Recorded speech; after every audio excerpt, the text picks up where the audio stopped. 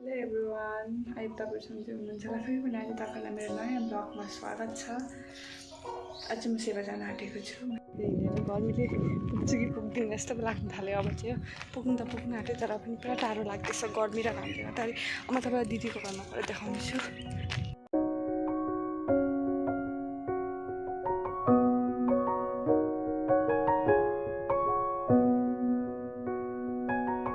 भ्लगै आज चाहिँ हामी सुसना दिदीको घरमा सेवाको लागि आएको थियौँ होइन। अनि अहिले चाहिँ रीना एक बार ये तो ऐसे ही करती है हमेशा।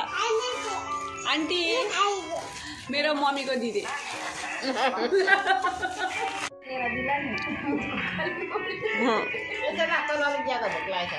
ल मलाई चाहिँ माया गर्नुहुन्छ, मलाई मात्रै दिन्छन् यहाँ लुलाई।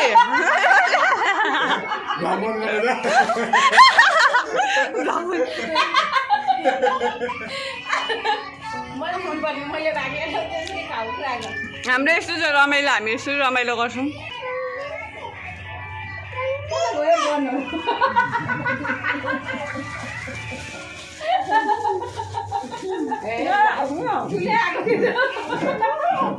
अहिले भिडियोमा चाहिँ के गर्नु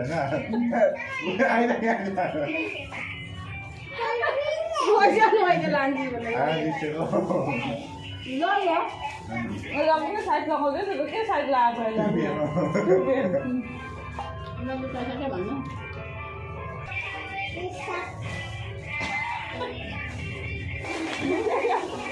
देखेन हौ नगर्ने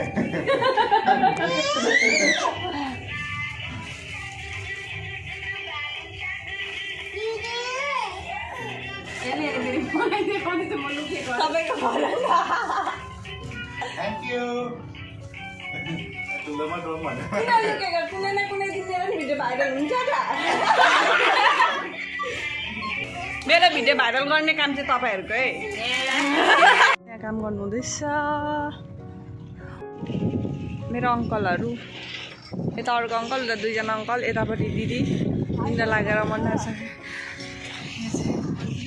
हाम्रो गाउँ चाहिँ कहाँ छ भने ऊ पर, मेरो त फोन अब त्यस्तो राम्रो देख्दैन।